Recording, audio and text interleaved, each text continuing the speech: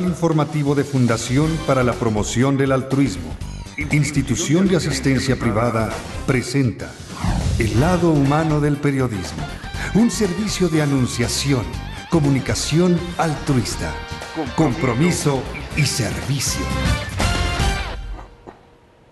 ¿Qué tal, amigos? Muy buenos días. Como cada miércoles es un placer poder saludarles. Mi nombre es Eduardo Chiu y hoy hablaremos de un tema que es la reforma educativa, que ha tomado muchísima fuerza en estos últimos meses. Y para hablar del tema se encuentra con nosotros Francisco Landero, presidente de Suma por la Educación AC. Muy buenos días, bienvenido. Muchísimas gracias. ¿Qué tal? Muchas gracias. Un gusto estar con ustedes en este programa. Bien, de entrada, este espacio es de usted y podemos platicar de lo que sea, ¿no? Platícanos qué es Suma por la Educación. Suma por la Educación es una red de organizaciones que nació hace 7 años con el objetivo de colaborar, influir y coordinar acciones con la sociedad civil para fomentar la participación ciudadana en la educación. Es decir, en Suma por la Educación nosotros creemos que la verdadera transformación educativa se va a dar conforme avance la participación social en la educación. Es decir, conforme los padres de familia, los maestros, los líderes sociales, las organizaciones de la sociedad civil se organicen, colaboren y hagan las transformaciones educativas desde la comunidad escolar. Entonces, en Suma por la Educación tenemos como eje central la participación social y con ese eje buscamos que se hagan las transformaciones educativas. Bien, ¿en qué momento deciden crear esta organización de Suma por la Educación? ¿Cuál es el punto de quiebre que dice vamos a hacer esto para poder...? Bueno, pues como sabemos, la educación y los cambios de la educación llevan años, pero no hemos logrado consolidarlos. Tenemos una alta deserción escolar, principalmente en la preparatoria, el bachillerato, de cerca del 40%. Tenemos en la primaria, si bien una cobertura ya universal, por otro lado tenemos muy baja calidad. Sabemos que estamos rezagados en todas las evaluaciones nacionales e internacionales que hay y son pocos nuestros alumnos que logran acceder y terminar carreras técnicas o carreras profesionales. Entonces, la baja calidad educativa, la inequidad de oportunidades son un primer elemento que llevan a la creación de esta organización. En segundo lugar, por la experiencia que hemos vivido los fundadores de Suma por la Educación en diferentes ámbitos, el político, el legislativo, el social, nos dimos cuenta que una sociedad todavía naciente y creciente en participación, que no ha logrado una articulación y una incidencia en la política educativa para hacer valer, en primer lugar, pues ese derecho a la calidad educativa, en segundo lugar, que se aceleren los cambios y en tercero, que no se privilegie los privilegios de algunos sobre lo que la mayoría o lo que los niños y jóvenes necesitan. Entonces, a raíz de todos estos elementos es como surge la idea de crear Suma por la Educación, como un paraguas, como un arropamiento a diferentes organizaciones que puedan encontrar espacios de confluencia, unidad y trabajo conjunto para acelerar estos cambios educativos. Platíquenos cómo es la educación en el país en la actualidad. Bueno, yo mencionaba algunos datos como que el 40% de los jóvenes en educación media superior desertan. Esto es por múltiples factores. Uno de ellos, el más mencionado, es el económico, pero también tenemos que hay deserción por la violencia intrafamiliar, porque los estudios o las expectativas de los jóvenes no responden a sus expectativas de vida o a sus expectativas laborales. También desertan porque no encuentran sentido a las materias que estudian o porque no tienen las habilidades o la fortaleza física y mental para aprender lo que se exige en la escuela. Entonces, la educación es multifactorial o esta deserción, y mientras no nos aboquemos a esas causas con profundidad, pues la deserción va a seguir. Eso en el nivel de educación media superior. En el nivel superior, por ejemplo, también encontramos que las carreras se saturan porque los jóvenes van a la tradición, es decir, aquellas que conocen más, aquellas que sus familiares les piden que estudien o aquellas carreras en donde los jóvenes tienen información. Es por eso que encontramos que entre la carrera de administración, derecho, medicina, contaduría, pues se va el 40% de los jóvenes. Esto satura estas carreras y luego crea frustración porque los jóvenes al salir no encuentran dónde trabajar o los espacios y terminan colaborando, trabajando en otras opciones que luego no son las expectativas que ellos necesitaban. Eso es otro ejemplo. Y a nivel básico, pues tenemos que la calidad es insuficiente. Tenemos, por ejemplo, la prueba PISA nos coloca en el penúltimo lugar mundial de los países de la OCDE. Solo compartimos, nos vamos a veces rotando el lugar con Turquía en el último lugar en cuanto a lectura y su comprensión, en cuanto a las materias de español y matemáticas. Y esos son a veces procesos que son iniciales, no solamente para aprender a sumar o restar, sino van despertando a la mente a tener procesos lógicos. Si esos procesos lógicos no se desarrollan en estos primeros años escolares, es muy difícil que luego en la secundaria o en la preparatoria se puedan desarrollar más estos procesos de lógica, de comprensión, de análisis, y es así que los niños llegan a la adolescencia con bastante carencia. Entonces, el reto de la educación es un reto de calidad, en primer lugar, un reto de eficiencia y un reto de lograr administrativamente y financieramente que los recursos se empleen mejor. ¿Cómo emplear los mejores recursos? Bueno, en primer lugar, en Suma por la Educación, justamente hace un mes, lanzamos un estudio, una investigación que hicimos con el Centro de Investigación y Estudios Económicos, el CIEP, que es un estudio que nos lleva, en primer lugar, a decir que el gasto en la educación está mal usado y mal distribuido. En segundo lugar, que concentramos la mayoría del gasto educativo en la educación primaria o en la educación básica, es decir, desde preescolar hasta secundaria. Y ese gasto, sin embargo, no está siendo utilizado eficientemente porque se desvían recursos. ¿A dónde? Excesivamente para el pago de prestaciones, bonos, compensaciones y comisionados educativos. 2, a estructuras burocráticas, tanto federales como estatales, que no logran incidir realmente y mejorar la calidad educativa. Y 3, se va para el pago de costosos programas que luego no tienen la eficiencia adecuada. Y 4, estamos sufriendo una transformación demográfica en donde la población está creciendo en edad, está yéndose ya hacia una edad de los 15 a los 17 años, y la demanda está en la educación justamente media superior, en la prepa o el bachillerato. Y entonces concentramos esta gran cantidad de recursos, más del 60% en educación básica, y realmente ahí no se necesita aplicarlos en educación media superior. Y lo que se debe hacer en la básica, no digo que se deben eliminar recursos, sino distribuirlos mejor y hacerlos más eficientes. Entonces, en primer lugar, el problema es una distribución de recursos que hay que pasar a la educación media superior. Y en segundo lugar, en la básica hay que eficientarlos, eliminando esas prebendas, esa poca transparencia y esos programas ineficientes que hay por decenas, tanto en los gobiernos estatales como en los gobiernos federales. En este estudio también uno de los resultados fue que es necesario revisar los fondos que se dedican a la educación básica, especialmente un fondo que es el FAED, el Fondo de Aportaciones a la Educación Básica, que se va hacia los estados en su mayoría y del cual no se rinden cuentas, no hay una claridad de en qué se aplican los recursos y no hay evaluaciones para medir la eficiencia de estos recursos por los gobiernos estatales.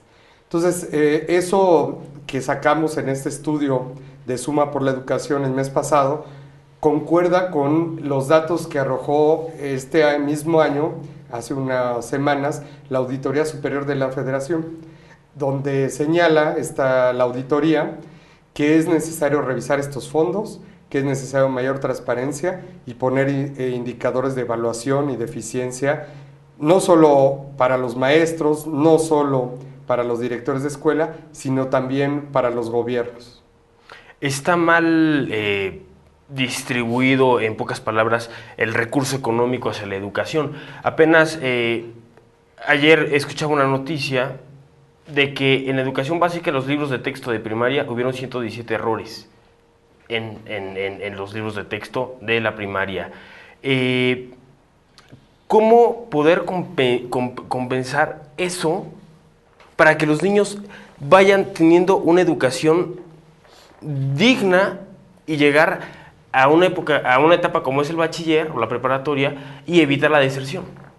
Sí, efectivamente ese caso de los libros es justamente un ejemplo muy ilustrativo de lo que sucede.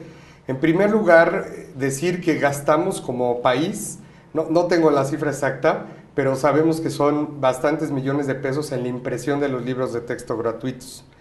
Estos libros de texto lo hace una dependencia descentralizada de la SEP, y que al ser un monopolio estatal para la impresión de los libros, pues los costos aumentan. Sabemos que los monopolios nunca han sido buenos, y en este caso que solo la industria estatal los tenga, aumenta costos y lleva justamente que no haya la calidad y que se ve reflejado en estos errores.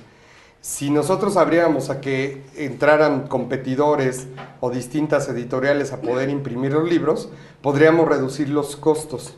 Pero vivimos en un paradigma, que ese paradigma debe ser que los libros de texto deben estar diseñados, impresos, distribuidos por el Estado para mantener un control y una supuesta calidad en la información que se va a dar. Esto es una versión de lo que teníamos en la década de los 30, los 40.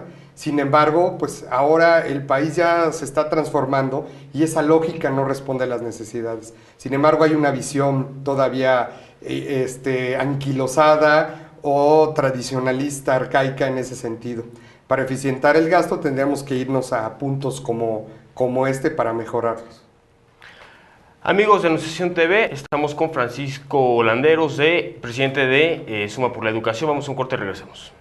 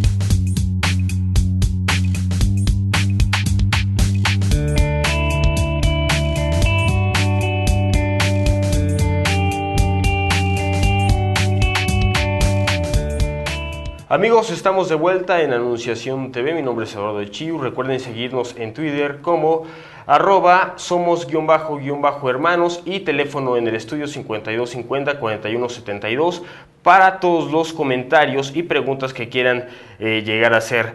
Con nosotros Francisco Landeros de Suma por la Educación. Francisco, platícanos.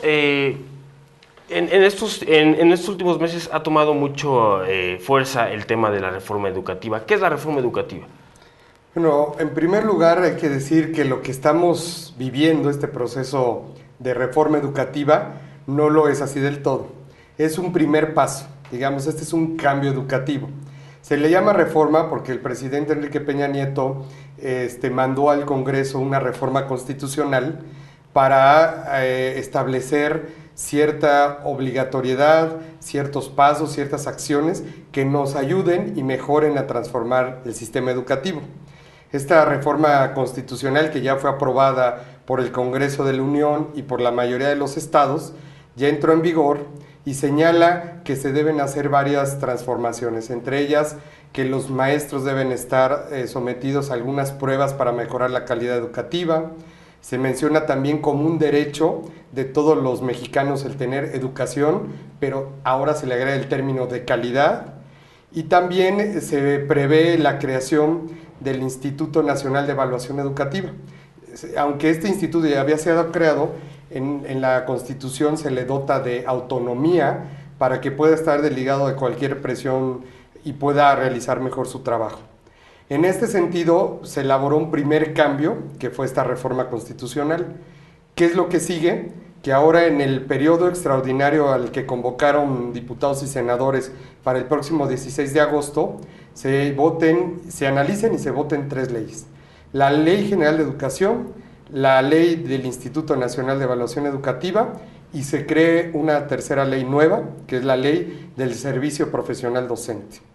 Estas 3 leyes, junto con la Constitución, terminarán una primera etapa de reformas o de cambios educativos. Pero hay que decirlo, aún así, para que no haya frustrados, hay una frase que me gusta decir mucho y que es preventiva, que no haya ilusos para que no haya desilusionados. Entonces hay que decir que aún con estos cambios, si se aprueban a fondo estas 3 leyes, tendríamos un primer paso. Faltan otros pasos, como son la reforma a las normales, es decir, cómo y qué les enseñamos a nuestros profesores. El tercer paso sería justamente el que hablábamos, el gasto, la transparencia y distribución del gasto educativo. Y la otra, no menos importante y vital, que es la reforma curricular, es decir, los contenidos, qué les enseñamos a nuestros niños y jóvenes que sean reales con las coyunturas, con la tradición de nuestro país y con lo que el mundo competitivamente desea. Entonces, eso hará, hasta que terminemos de hacer todos estos temas, podremos decir que hay una reforma educativa. O ahorita, Eduardo, podemos hablar que este es un primer paso de la reforma educativa, aprobar esta reforma constitucional y sus 3 leyes. Eso es, a grandes rasgos, lo que es la reforma educativa. Todo esto que se ha vivido en los últimos meses, que son marchas, protestas, apenas el lunes salió una noticia de que los maestros son aprobados para dar clases con menos de 6. O hasta a veces menos. Es triste, ¿no? Es triste porque siempre va de la mano, me parece, la educación de los niños, de los jóvenes, con la casa y con lo que se aprende en la escuela, ¿no? Y los padres y los maestros siempre va de la mano lo que pueden ofrecer o lo que pueden aportar a los niños. Es un poco difícil comprender que un profesor que saca menos de 6 pueda dar clases, ¿no? Sí, efectivamente, México es un país de paradigmas y también de algunas visiones ya oscurantistas. Y lo vemos no solo en la educación, sino en el sector energético, en el sector fiscal, en el combate a la corrupción, etc. En educación, pues, en primer lugar, vemos que hay personas que por intereses, por conservar ciertas prebendas, no quieren estos cambios educativos. Hablo específicamente de algunos mal llamados maestros que se engloban en una organización que conocemos como la CENTE, la Coordinadora Nacional de Trabajadores de la Educación, que no es otra cosa más que un grupo de maestros disidentes del Sindicato Nacional de Trabajadores de la Educación que han asumido posiciones radicales basadas en algunas ideologías comunistas ya sobrepasadas en el tiempo y que lo que buscan es mantener privilegios, como son, por ejemplo, heredar las plazas a hijos, familiares o a veces hasta amigos, no necesariamente a los familiares. Segundo lugar, mantener cuotas obligatorias a los maestros. Y tercero, tener un coto de poder para seguir influyendo no solo en decisiones educativas, sino algunas decisiones políticas en los diferentes estados donde se encuentran. Eso es por un lado los que se ponen de una forma radical y son los que realizan estas protestas, los que ponen sus carpas en el Zócalo, los que no se dedican a enseñar. Luego tenemos un segundo grupo de maestros, que algunos afiliados ya al CENTE, que tienen temores y miedos porque no se encuentran bien preparados, porque ellos quisieran haber tenido las oportunidades, el tiempo o a veces la voluntad de hacerlo y por diversas causas no lo hicieron. Entonces ellos se oponen porque saben que si son evaluados van a salir mal y van a sacar 6 o menos de calificación. Y hay un tercer grupo, que es un grupo mayoritario, contrario a lo que se siente o se palpa en la opinión pública, de maestros que están dispuestos a ser evaluados, que son la mayoría y que saben que tienen los conocimientos y habilidades y están dispuestos a que, en dado caso de ver insuficiencias, pues capacitarse y evaluarse. Lamentablemente muchos medios de comunicación o el sentir o el solamente difundir las protestas nos hacen ver como que la gran mayoría de los maestros no lo quieren y esto no es así. El propio dirigencia sindical del CENTE ya se ha manifestado, con algunas reservas, ¿verdad? Pero ya se ha manifestado a ir transitando en este sentido y debemos aprovechar esta oportunidad y no retroceder atrás. No dejar que esos grupos radicales o extremistas sean los que impongan su voluntad. Por otro lado, es cierto que hay deficiencias entre los maestros, pero para ello la ley que se está proponiendo hasta en ese sentido es muy laxa. Propone en la Ley de Servicio Profesional Docente que un maestro tenga un año para presentar un examen. Si lo reprueba, puede tener hasta 2 oportunidades más que pueden ser evaluadas en 2 años. Es decir, un maestro puede, para que sea separado del aula, puede llevar hasta 4 o 5 años. Es decir, es mucho tiempo, ¿no? Claro. ¿Cuántos de nosotros en un examen profesional o laboral, si reprobábamos una vez, nos separarían? A los maestros se les deja hasta 4 o 5 años. ¿Por qué? Para capacitarse. Bueno, porque uno se reconoce que hay graves deficiencias que no solo son culpas del maestro, sino del sistema educativo, de una sociedad que permaneció pasiva ante este hecho y que fue conformista a veces ante los resultados y no tenía tampoco la información para evaluar si la calidad educativa era buena. 2, el Estado, el gobierno mexicano en especial, reconoce que él es gran culpable al no dar las herramientas o no haber capacitado a los maestros. Y tercero, porque no tenemos los suficientes maestros para, digamos, correr a los que reprobarían y volverlos a suplantar. Entonces, por eso se da un tiempo amplio para que los maestros puedan capacitarse y tengan oportunidades de mejorar. Pero también, Eduardo, hay que decirlo, al maestro que después de este tiempo no cumpla, debe haber consecuencias. Y esa consecuencia, por lo menos, debe ser retirarlo frente al aula. ¿Por qué si a un operador del metro que comete un error es retirado de su trabajo, un doctor que comete algún error en una operación no le permiten ya seguir y tiene responsabilidades? Y son errores graves. Pues también los maestros están frente a una responsabilidad enorme, que es moldear, guiar e infundir conocimientos y habilidades a los niños y jóvenes que tendrán responsabilidades amplias en el país. Entonces no se puede dejar en manos de estas personas que no tienen los conocimientos o transmiten ideologías extremistas, dejar a estos niños fuera, dejarlos en manos de ellos. Por lo menos el castigo, si el gobierno no se va a animar a separarlos o despedirlos, pues que no estén frente al aula y les den algunas actividades administrativas. Francisco, vamos a ir a un corte, pero voy a dejar una pregunta, ¿no? A tu punto de vista, ¿cómo pintan las cosas en materia educativa en este sexenio? Amigos de Anunciación TV, vamos a un corte y regresamos.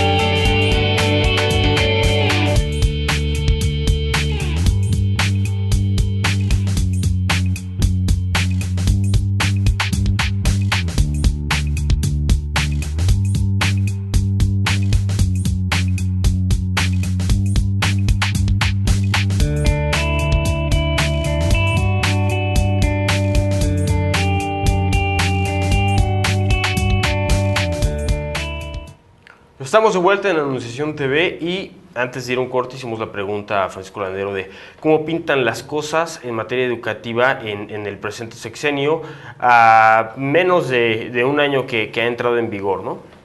Francisco, ¿cómo pintan las cosas? Mira, por un lado debe haber optimismo y esperanza. Estamos ante una situación de oportunidad importante que es consolidar los cambios de estos educativos de los que hemos hablado.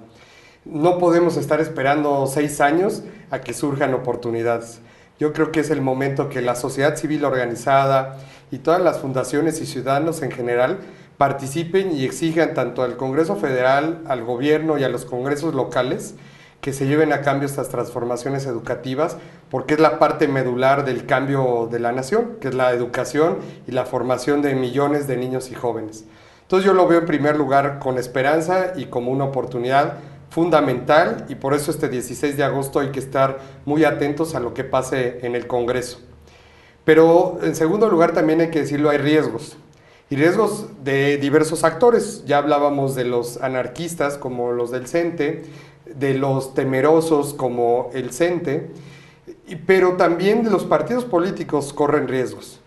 El PRI, por ejemplo, corre el riesgo de que la gobernabilidad o el mantener a estos actores sindicales en paz le gane y entonces empiece a negociar con ellos y estas transformaciones educativas tengan un impacto muy débil.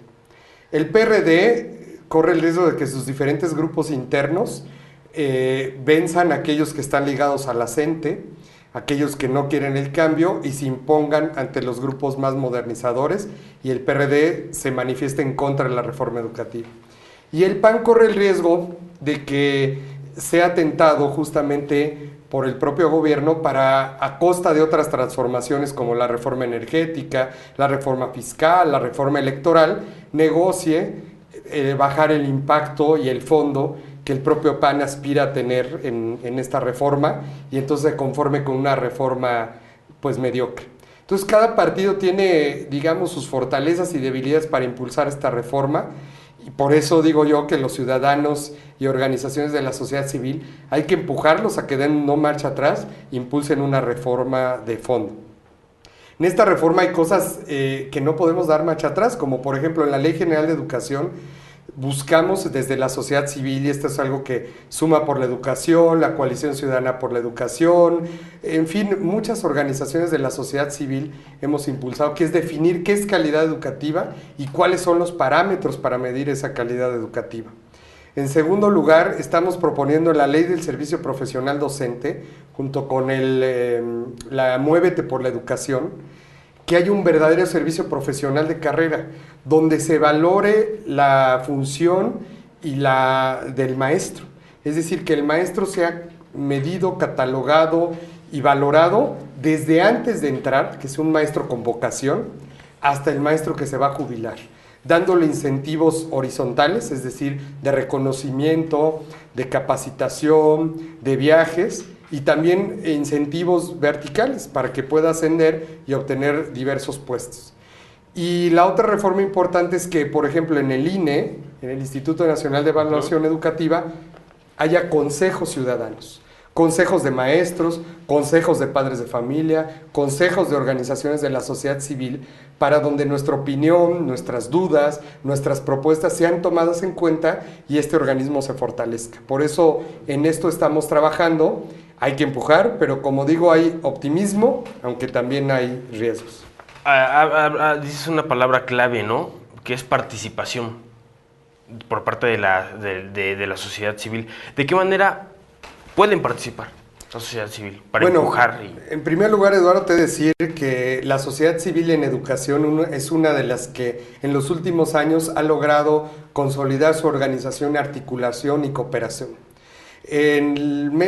Hace el 14 de mayo exactamente, lanzamos un movimiento que se llamó Juntos por la Educación, un movimiento en el cual se sumaron 350 organizaciones, no solo educativas, sino de diversos tipos, pero que se unían y exigían que esta reforma educativa se lleve a cabo.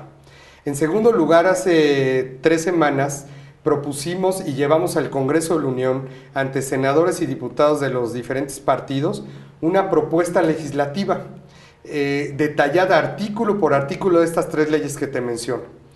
Y esto la construimos durante 4 meses, no lejos de debates, inconformidades, investigación, pero la sociedad civil nos pudimos poner de acuerdo y esta iniciativa de ley la firmamos 122 organizaciones de la sociedad civil y se las llevamos al Congreso, a la presidencia de la Comisión de Educación del Senado y la Cámara de Diputados. Esto es histórico, nunca se había presentado una iniciativa de ley en materia educativa firmada por tantas organizaciones. Entonces, eso ya lo estamos haciendo. ¿Qué más pueden hacer, por ejemplo, organizaciones que nos escuchan y no se hayan sumado a esto? Bueno, vamos a sacar una campaña la próxima semana en donde ustedes se podrán registrar en internet, en la página de www.juntosporlaeducacion.org. Y ahí dirán ustedes de qué distrito son, tendrán que sacar su credencial de elector, poner su distrito y sección electoral y les arrojará el nombre de su diputado federal para que en ese momento inmediatamente puedan enviarle una carta donde se le expresa el deseo ciudadano de ir a la reforma en estos cambios educativos. Con eso hacer presión y decir que hay muchos ciudadanos, tanto organizaciones como ciudadanos, que quieren esa reforma educativa. Y habrá otras acciones más, pero estas son las principales que estamos llevando a cabo. Francisco, ¿qué proyectos vienen a corto, a mediano y largo plazo para Suma por la Educación?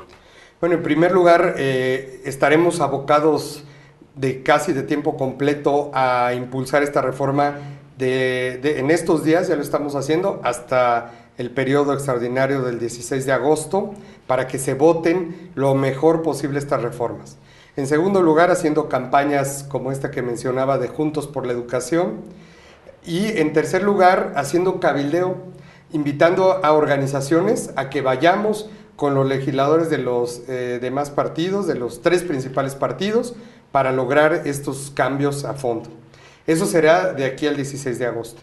Una vez que tengamos un resultado de qué pasó con esos cambios legislativos, con esta reforma, daremos nuestra opinión y daremos a conocer en qué artículos o qué cambios fueron importantes y en cuáles nos quedamos cortos, que ojalá sean los mínimos.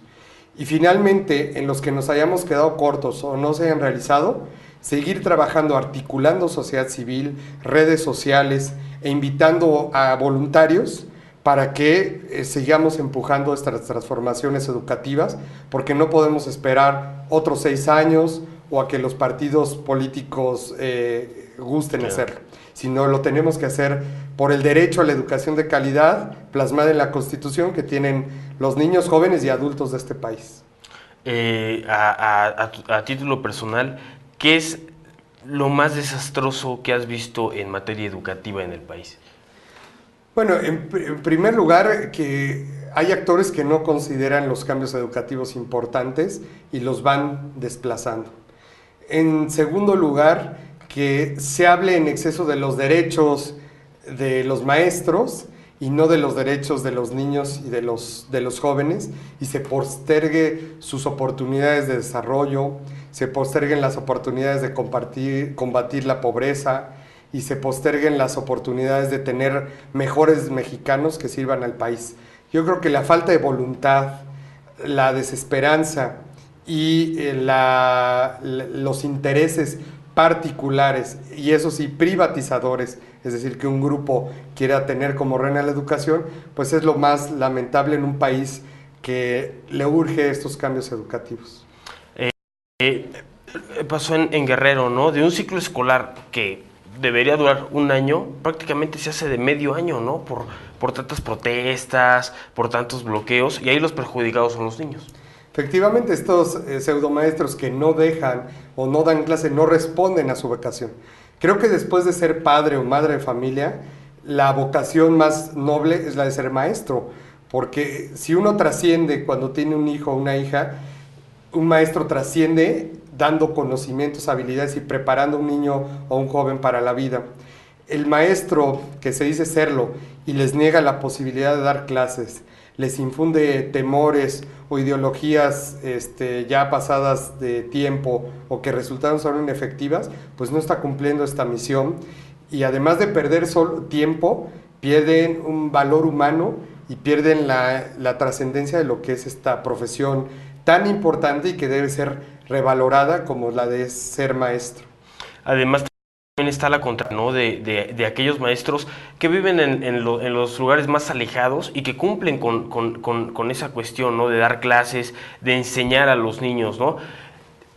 Y desafortunadamente en las ciudades supuestamente donde hay una mejor civilización, los maestros se dedican a hacer marchas, a hacer plantones y se olvidan, ¿no? de lo que pasa en las aulas, ¿no?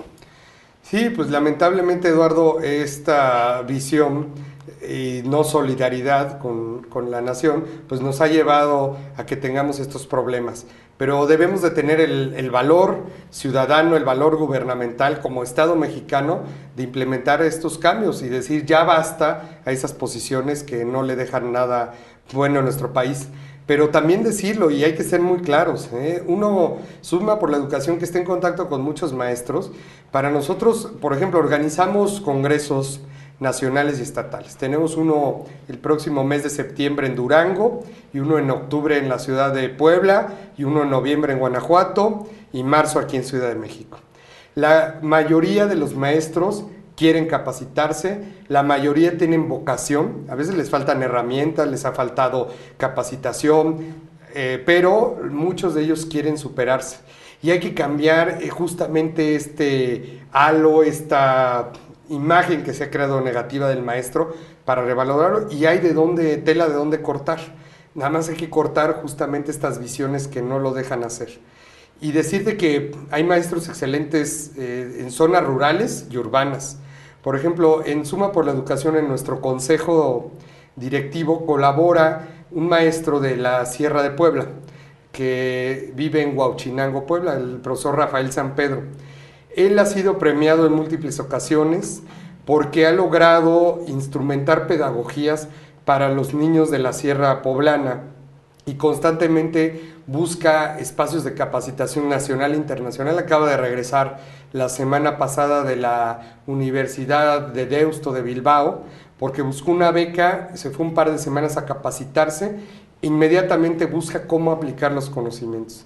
Como él hay muchos, otros no tienen todas las oportunidades, y más que catalogarlos por la zona donde vienen, lo que debemos catalogarlos es por su voluntad de servir, porque no pierdan clases, porque se preparen día a día y porque busquen ser los mejores para dejar trascender entre sus alumnos. Hablas de algo que muy importante, ¿no? La continuidad que se le debe dar a un proyecto, ¿no?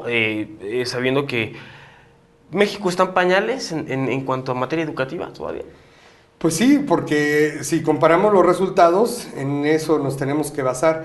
Hemos avanzado durante muchos años en cobertura, hemos avanzado en algunas técnicas pedagógicas, pero el que nuestros alumnos no salgan preparados, no puedan competir nacional e internacionalmente, no tengan la retentiva, la comprensión de lectura, las habilidades lógicas, matemáticas, la comprensión de lo que leen, pues nos lleva a decir que no estamos siendo exitosos o llegando a las metas. Si lo valoramos en términos de calidad educativa, sí hay un fracaso nacional en ese aspecto.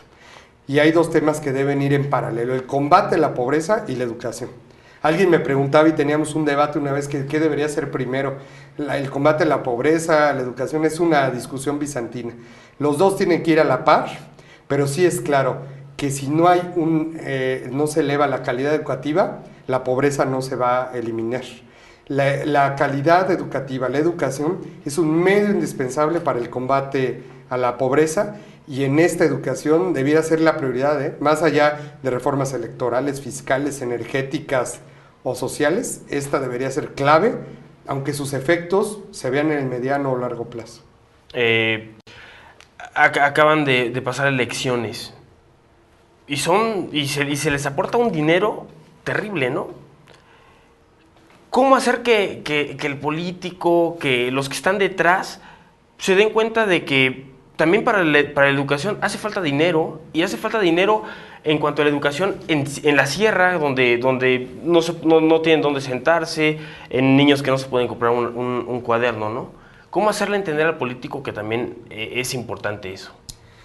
Bueno, es importante que el político esté centrado en la realidad educativa, conozca y vaya a las aulas, conozca la realidad de esos niños que luego pasan 4 o 5 horas entre ida y venida para trasladarse a la escuela. Conozcan las aulas que hay, por ejemplo, yo mencioné en la Sierra de Puebla, en la de Veracruz, en Oaxaca, donde tienen que no solo caminar, sino llegar a condiciones luego insalubres, donde no hay un baño, donde no hay drenaje. Y en ese sentido, ese es el primer paso, el contacto con la realidad del político. En segundo paso es quitar los intereses partidistas o los intereses grupales. ¿Por qué? Porque a veces el político podrá ver la realidad, pero si en su partido o en su sindicato no le dejan la transformación educativa para mantener los privilegios de unos cuantos, se frenará. Y en tercer lugar, tiene que tener lo que decía Anthony Blair, el exministro de la Gran Bretaña, 3 cosas para mejorar la educación. Y decía valor, en segundo lugar valor, y en tercer lugar valor. Porque para transformar la educación se requiere valor para sufrir consecuencias, para romper con esos intereses y para justamente invitar a diferentes actores sociales a que juntos construyamos la educación de calidad que el país merece. Nos queda 1 minuto y medio y contéstanos, Suma por la Educación, ¿qué hará de aquí en adelante para mejorar la calidad educativa en el país? Y que no solamente se quede en una transición que van a ser 6 años, ¿no? Bueno, seguir manteniendo nuestra misión y nuestra esencia, que es coordinar, colaborar e influir con diversas organizaciones de la sociedad civil para acelerar los cambios educativos. Suma por la Educación busca articularse, cooperar con diferentes organizaciones y fomentar la creación de otras, porque creemos que esa va a ser la forma en que podremos transformar la educación. Para ello, como proyecto para finales de este año y el próximo, tendremos el impulsar la creación y articulación de organizaciones en el interior del país. Queremos ya no solamente estar concentradas nuestras actividades en el DF y zona metropolitana, sino impulsar y articular otras organizaciones que ya existen en el país, pero no tienen la visión o el foco o los medios para estar vinculadas con los cambios educativos. Entonces, ese es uno de nuestros planes que tenemos. El otro es seguir vinculándonos y cabildeando con actores legislativos y gubernamentales para las transformaciones educativas. Independientemente de estas reformas, hay que seguir transformando la educación y exigir que vengan las otras reformas que mencioné. Entonces, la influencia y cabildeo será un segundo paso. Y el tercer paso será lo que estamos haciendo el día de hoy aquí en Anunciación TV, que es justamente dar a conocer nuestras propuestas, nuestras ideas, para que ciudadanos y gentes de las organizaciones sociales las conozcan, ellos también se animen a crear sus organizaciones o a participar en otras, o incluso pues los invitamos aquí a participar en Suma por la Educación. Nuestros datos son www.sumaporlaeducacion.org.mx. También estamos, nos pueden encontrar en Twitter y en Facebook con Suma por la E. Y ahí pueden intercambiar puntos de vista, o los que puedan, pues ya en algunos programas que tenemos de participación, involucrarse. Esos serían los pasos que tenemos, digamos, en el corto plazo para colaborar y ayudar a estos cambios educativos. Pues Francisco, yo te agradezco por el tiempo y por aclarar un poco más el panorama y qué es lo que está haciendo Suma por la Educación. Muchísimas gracias. Sabes que este espacio es tuyo para cuando quieras volver a venir. Adelante. Pues ahora que vengan los cambios legislativos, yo creo que será importante hablar qué pasó.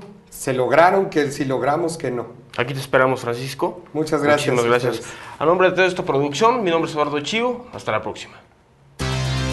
Sí hay soluciones. Aquí, en el portal informativo de Fundación para la Promoción del Altruismo, Institución de Asistencia Privada. El lado humano del periodismo. Un servicio de anunciación, comunicación altruista. Participa en Facebook. En Todo México Somos Hermanos. Y síguenos en Twitter, @TodoMéxicoSomos.